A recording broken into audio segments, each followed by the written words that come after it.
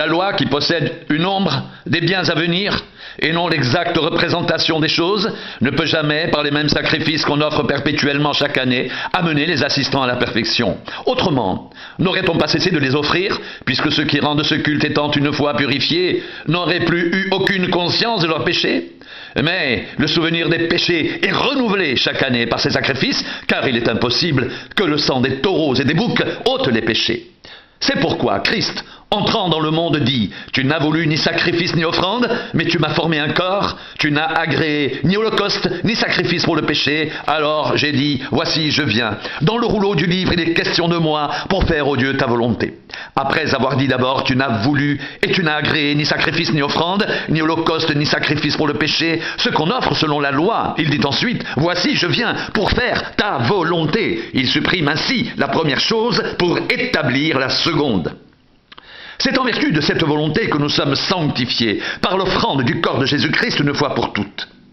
Étant dit que tout sacrificateur fait chaque jour le service et offre souvent les mêmes sacrifices qui ne peuvent jamais ôter les péchés, lui, après avoir offert un seul sacrifice pour les péchés, s'est assis pour toujours à la droite de Dieu. Il attend désormais que ses ennemis soient devenus son marchepied, car par une seule offrande, il a amené à la perfection pour toujours ceux qui sont sanctifiés. C'est ce que le Saint-Esprit nous atteste aussi, car après avoir dit « Voici l'alliance que je ferai avec eux. Après ces jours-là, dit le Seigneur, je mettrai mes lois dans leur cœur et je les écrirai dans leur esprit. » Il ajoute « Et je ne me souviendrai plus de leurs péchés ni de leurs iniquités. » Or, là où il y a pardon des péchés, il n'y a plus d'offrande pour le péché. Ainsi donc, frères, nous avons au moyen du sang de Jésus une libre entrée dans le sanctuaire par la route nouvelle et vivante qu'il a inaugurée pour nous au travers du voile, c'est-à-dire de sa chair, et nous avons un souverain sacrificateur établi sur la maison de Dieu. Approchons-nous donc avec cœur sincère, dans la plénitude de la foi, les cœurs purifiés d'une mauvaise conscience et le corps lavé d'une eau pure. Retenons fermement la profession de notre espérance, car celui qui a fait la promesse est fidèle. Veillons les uns sur les autres pour nous exciter à l'amour et aux bonnes œuvres. N'abandonnons pas notre rassemblement comme c'est la coutume de quelques-uns, mais exhortons-nous réciproquement, et cela d'autant plus que vous voyez s'approcher le jour. Car si nous péchons volontairement après avoir reçu la connaissance de la vérité, il ne reste plus de sacrifice pour le péché, mais une attente terrible du jugement et l'ardeur d'un feu qui dévorera les rebelles. Celui qui a violé la loi de Moïse meurt sans miséricorde sur la déposition de 2 ou de 3 témoins. De quel pire châtiment pensez-vous que sera jugé digne celui qui aura foulé aux pieds le Fils de Dieu, qui aura tenu pour profane le sang de l'alliance par lequel il a été sanctifié et qui aura outragé l'esprit de la grâce? Car nous connaissons celui qui a dit « À moi la vengeance, à moi la rétribution » et encore « Le Seigneur jugera son peuple ».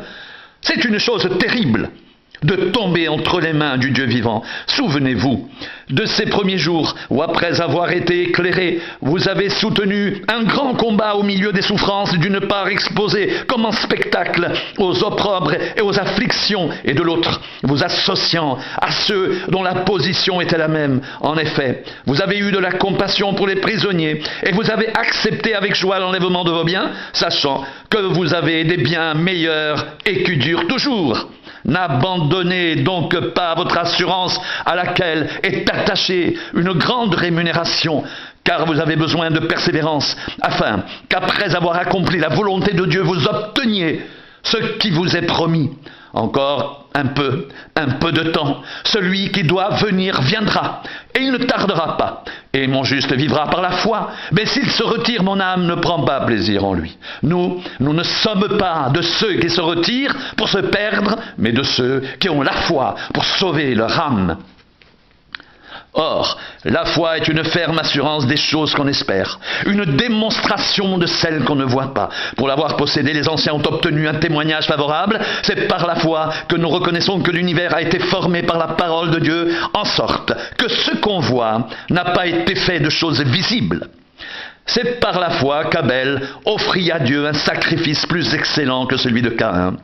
C'est par elle qu'il fut déclaré juste, Dieu approuvant ses offrandes, et c'est par elle qu'il parle encore, quoique mort.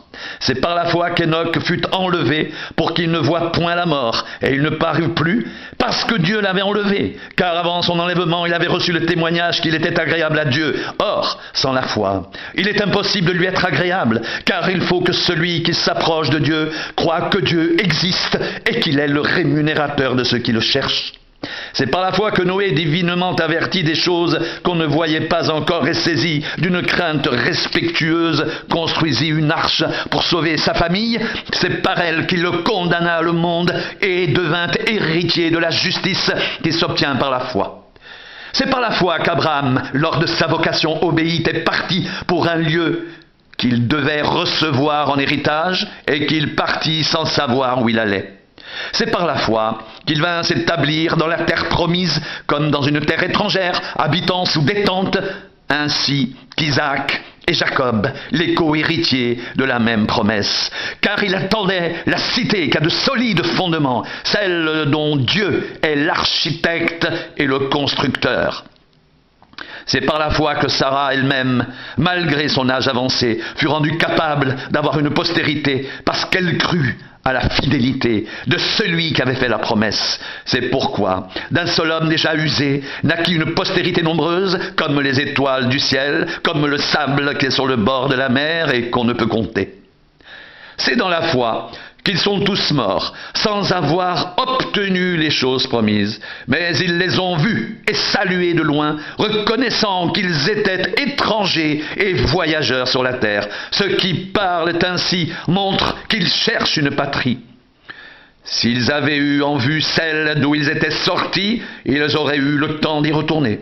Mais maintenant, ils en désirent une meilleure, c'est-à-dire une céleste. C'est pourquoi Dieu n'a pas honte d'être appelé leur Dieu, car il leur a préparé une cité. C'est par la foi qu'Abraham offrit Isaac lorsqu'il fut mis à l'épreuve et qu'il offrit son fils unique, lui qui avait reçu les promesses et à qui il avait été dit, en Isaac sera nommé pour toi une postérité. Il pensait que Dieu est puissant, même pour ressusciter les morts. Ainsi, dans une sorte de préfiguration, il retrouva son fils. C'est par la foi qu'Isaac bénit Jacob et Ésaü en vue des choses à venir. C'est par la foi que Jacob, mourant, bénit chacun des fils de Joseph et qu'il adora, appuyé sur l'extrémité de son bâton. C'est par la foi que Joseph, mourant, fit mention de la sortie des fils d'Israël et qu'il donna des ordres au sujet de ses os. C'est par la foi que Moïse à sa naissance fut caché pendant 3 mois par ses parents, parce qu'ils virent que l'enfant était beau et qu'ils ne craignirent pas l'ordre du roi. C'est par la foi que Moïse, devenu grand, refusa d'être appelé fils de la fille de Pharaon. Il préféra être maltraité avec le peuple de Dieu que d'avoir, pour un temps, la jouissance du péché. Il regarda l'opprobre de Christ comme une richesse plus grande que les trésors de l'Égypte, car il avait les yeux fixés sur la rémunération. C'est par la foi qu'il quitta l'Égypte sans être effrayé de la colère du roi, car il se montra ferme comme voyant celui qui est invisible. C'est par la foi qu'il immola la Pâque et fit l'aspersion du sang, afin que l'exterminateur ne touche pas au premier-né des Israélites. C'est par la foi qu'ils traversèrent la mer Rouge comme un lieu sec, tandis que les Égyptiens qui tentèrent de passer furent engloutis. C'est par la foi que les murailles de Jéricho tombèrent après qu'on eut fait le tour pendant 7 jours. C'est par la foi que Rahab la prostituée ne périt pas avec les rebelles, parce qu'elle avait reçu les espions avec bienveillance. Et que dirais-je encore? Car le temps me manquerait pour parler de Gédéon, de Barak, de Samson, de Jephthé, de David, de Samuel et des prophètes qui, par leur foi, vainquirent des royaumes, exercèrent la justice, obtinrent des promesses, fermèrent la gueule des lions, éteignirent la puissance du feu, échappèrent aux tranchants de l'épée, guérirent de leurs maladies, furent vaillants à la guerre, mirent en fuite des armées étrangères, des femmes recouvrèrent leurs morts par la résurrection, d'autres furent livrés aux tourments et n'acceptèrent point de délivrance afin d'obtenir une meilleure résurrection, d'autres subirent les moqueries et le fouet, les chaînes et la prison. Ils furent lapidés, sciés, torturés, et ils moururent tués par l'épée. Ils allèrent çà et là, vêtus de peaux de brebis et de peaux de chèvres, dénués de tout, persécutés, maltraités, eux dont le monde n'était pas digne, errant dans les déserts et les montagnes, dans les cavernes et les antres de la terre, tout cela, à la foi desquels il a été rendu témoignage, n'ont pas obtenu ce qui leur était promis. Dieu, ayant en vue quelque chose de meilleur pour nous, afin qu'ils ne parviennent pas sans nous à la perfection. Nous donc aussi, puisque nous sommes environnés d'une si grande nuée de témoins, rejetons tout fardeau et le péché qui nous enveloppe si facilement et courons avec persévérance dans la carrière qui nous est ouverte, ayant les regards sur Jésus, le chef et le consommateur de la foi, en échange de la joie qui lui était réservée. Il a souffert la croix, méprisé l'ignominie et s'est assis à la droite du trône de Dieu. Considérez en effet celui qui a supporté contre sa personne une telle opposition de la part des pécheurs, afin que vous ne vous lassiez point l'âme découragée. Vous n'avez pas encore résisté jusqu'au sang en luttant contre le péché, et vous avez oublié l'exhortation qui vous est adressée comme à des fils. Mon fils, ne méprise pas le châtiment du Seigneur, ne perds pas courage lorsqu'il te reprend, car le Seigneur châtie celui qu'il aime, et il frappe de la verge tous ceux qu'il reconnaît pour ses fils. Supportez le châtiment, c'est comme des fils que Dieu vous traite, car quel est le fils qu'un père ne châtie pas? Mais si vous êtes exempts du châtiment auquel tous sont part, vous êtes donc des enfants illégitimes et non des fils. D'ailleurs, puisque nos pères selon la chair nous ont châtiés et que nous les avons respectés, ne devons-nous pas, à bien plus forte raison, nous soumettre au Père des esprits pour avoir la vie? Nos pères nous châtiaient pour un peu de jours, comme ils le trouvaient bon, mais Dieu nous châtie pour notre bien, afin que nous participions à sa sainteté. Il est vrai que tout châtiment semble d'abord un sujet de tristesse et non de joie, mais il produit plus tard, pour ceux qui ont été ainsi exercés, un fruit paisible de justice. Fortifiez donc vos mains languissantes et vos genoux affaiblis, et suivez avec vos pieds des voies droites, afin que ce qui est boiteux ne dévie pas, mais plutôt se raffermisse. Recherchez la paix avec tous et la sanctification, sans laquelle personne ne verra le Seigneur. Veillez à ce que personne ne se prive de la grâce de Dieu, à ce qu'aucune racine d'amertume poussant des rejetons ne produise du trouble, et que plusieurs n'en soient infectés. À ce qu'il n'y ait ni débauché ni profane, comme Ésaü, qui pour un mets vendit son droit d'aînesse. Vous savez que plus tard, voulant obtenir la bénédiction, il fut rejeté, quoiqu'il l'ait sollicité avec larmes, car il ne put amener son père à changer de sentiment. Vous ne vous êtes pas approché d'une montagne qu'on pouvait toucher et qui était embrasée par le feu, ni de la nuée, ni des ténèbres, ni de la tempête, ni du retentissement de la trompette, ni du bruit des paroles, tels que ceux qui l'entendirent demandèrent qu'il ne leur en soit pas adressé une de plus, car ils ne supportaient pas cette déclaration. Même si une bête touche la montagne, elle sera lapidée. Et ce spectacle était si terrible que Moïse dit « Je suis épouvanté et tout tremblant. » Mais vous êtes approchés de la montagne de Sion, de la cité du Dieu vivant, de la Jérusalem céleste, des myriades qui forment le cœur des anges, de l'assemblée des premiers-nés inscrits dans les cieux, du juge qui est le Dieu de tous, des esprits des justes parvenus à la perfection, de Jésus qui est le médiateur de la nouvelle alliance, et du sang de l'aspersion qui parle mieux que celui d'Abel.